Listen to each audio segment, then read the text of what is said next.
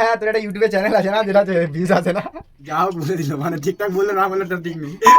Hey guys, welcome back to my channel. তো আজ আমি সকাল সকাল উঠে পড়েছি। উঠে আগে স্নান টান সেরে নিয়ে চন্দনটা বেটে ফেললাম, কারণ আমি আগে আমার দাদু আর গোপালকে ফোঁটা দেবো। দাদুকে আমি খুব মিস করি, কোনোদিন এক্সপেক্ট করিনি এত তাড়াতাড়ি চলে যাবে আমাদের ছেড়ে। খুব মিস করি দাদু তোমায়, খুব ভালোবাসি তোমায় দাদু। গোপালকেও ফোঁটাটা দেওয়া হয়ে গেল। তো এখন আমি রেডি হয়ে গেলাম, এইদিকে বোনও রেডি হয়ে গেছে, বাট ও ঘুমাচ্ছে কারণ ওটা এত তাড়াতাড়ি ওঠে না। আর এদিকে মাও রেডি হয়ে গেছে, প্যাকিং করছে ব্যাগ। তো চলো আমরা বেরিয়ে পড়লাম। মাকেই রেখে যাচ্ছিলো, কারণ ও তো কোনোদিন মাকে শাড়ি পরে দেখে না, তার জন্য। এই ড্রেসটা পুজোতেই বোনকে গিফট করার কথা ছিল, বাট আনতে ভুলে গেছিলাম বলে ভাইফোঁটার দিনকে গিফটটা করলাম। তো ওকে বলছিলাম তোকে খুব ভালো লাগছে। ও তাড়াতাড়ি করে আয়না দেখে এসে আমাকে বলছে যে ওকে কেমন লাগছে।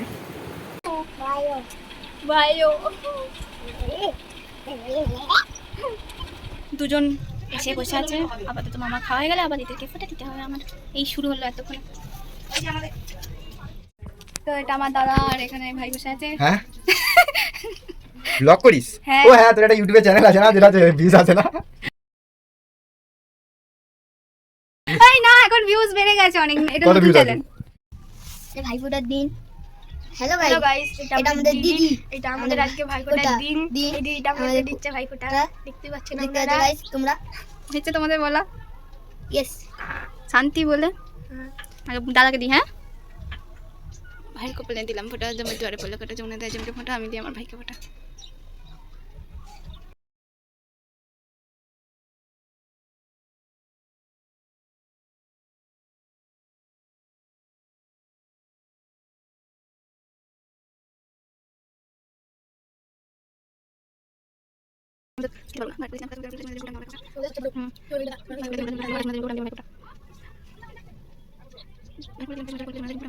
আমার দাদাভাই তো জিম করে, আর জিমের ট্রে না, যার কারণে ও মিষ্টি একদমই খায় না, তাই ওকে ডিম দেওয়া হয়েছিল মিষ্টির বদলে।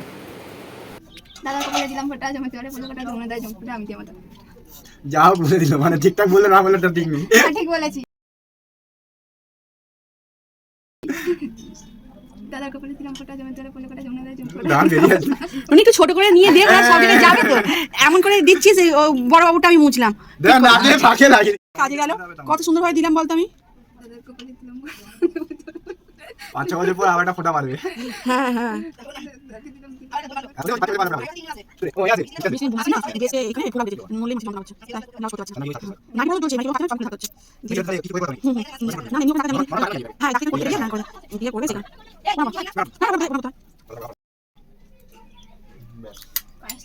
এটা আমার আরেকটা ভাই, এর থেকে আমি 6 মাসের বড়, তাই এ আমাকে কোনো দিন দিদি বলে না। একমাত্র ভাইফোঁটার দিন এলে আমাকে দিদি বলে। আবার এটাই আমার একটাই সুযোগ যেখানে ও আমায় প্রণাম করে, সেটা আমার হেব্বি লাগে।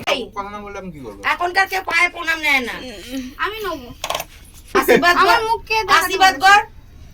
ভালো থাক, ভালো থাকিস, আর যেন কোনো বাজে খবরে না।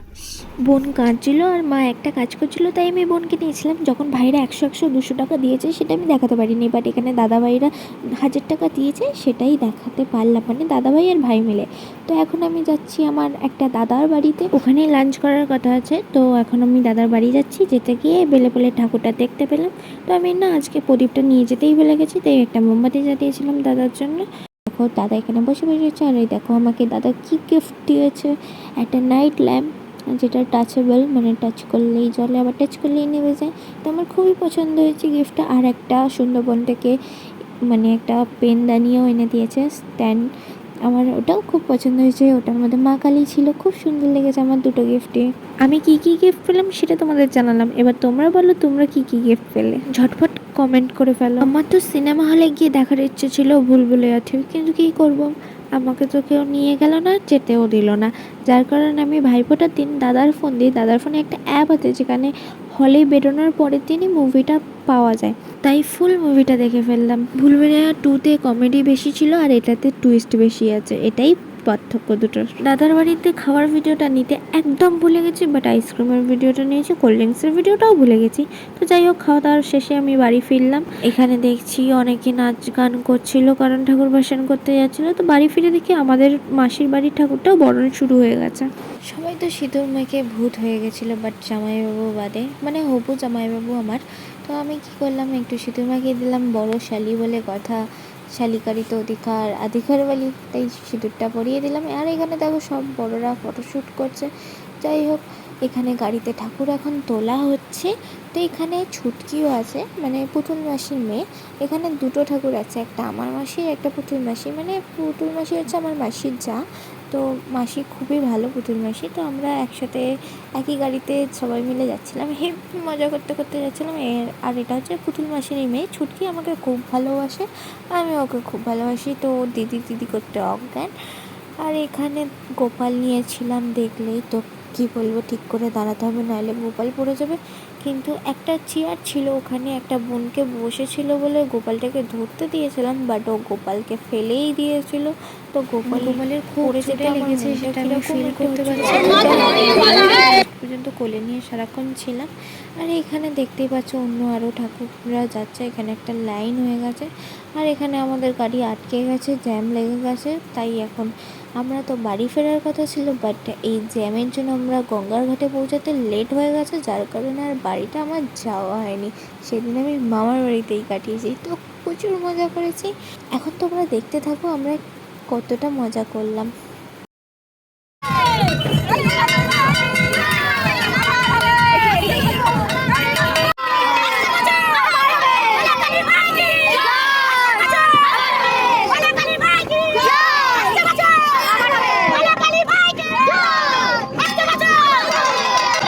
আমরা গান চালিয়েছিলাম, যার কারণে আর কোনো ভিডিও নিতে পারিনি। কিন্তু এখন আমরা গঙ্গার ঘাটে এসে গেছি।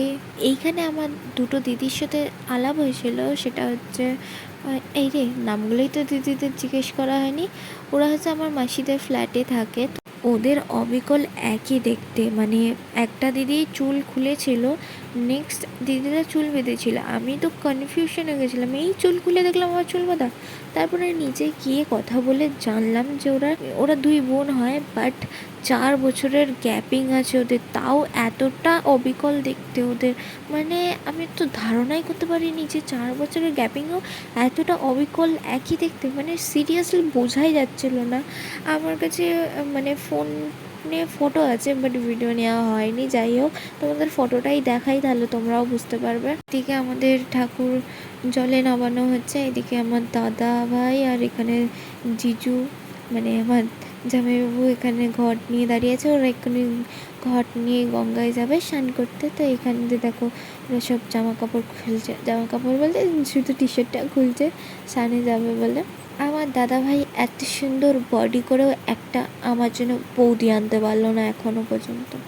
বেকার বডি বানাচ্ছিস রে দাদা ভাই, একটা তো গার্লফ্রেন্ড পটাতে পারলি না।